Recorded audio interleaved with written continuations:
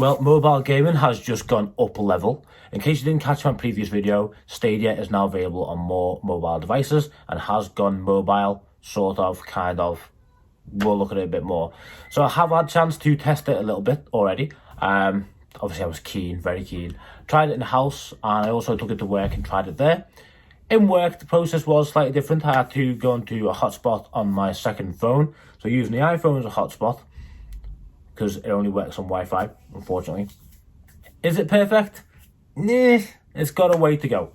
First off, limitation, can't use it on cellular, has to be on Wi-Fi. So I had to use my second phone as a hotspot in order to play Stadia.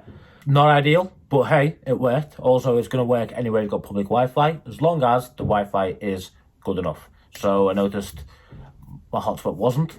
I was getting about 20 megabytes per second, but for some reason, there was quite a few dropped frames, which was annoying because I don't get why it would be. 10 megabytes should be enough, but hey ho, it happened.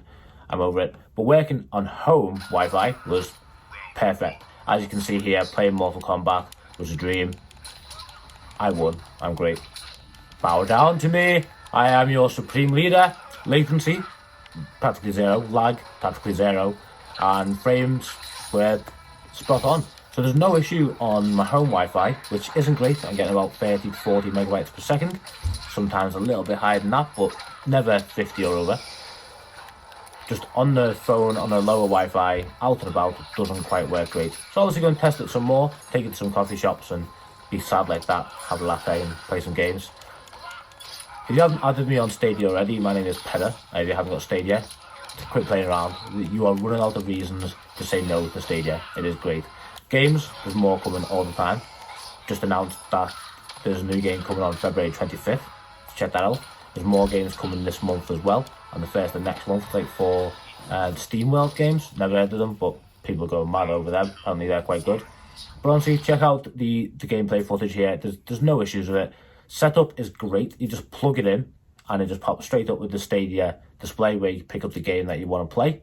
So there's no issues with that at all. As long as you're connected to Wi-Fi, you are online and gaming in seconds. Literally seconds. And yes, it's a shame it does have to be connected by a cable. I get that. That's fine. That makes more sense than connecting your controller to public Wi-Fi.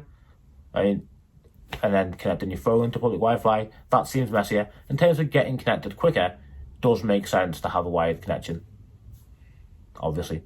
When you're at home and your controller's only just set to one Wi-Fi password, then okay, you just need to turn that controller on, you can play. That's great. So maybe it should be an option to do that, I suppose, because if your phone and your controller, if you're at home playing on your phone, then why can't you go wireless?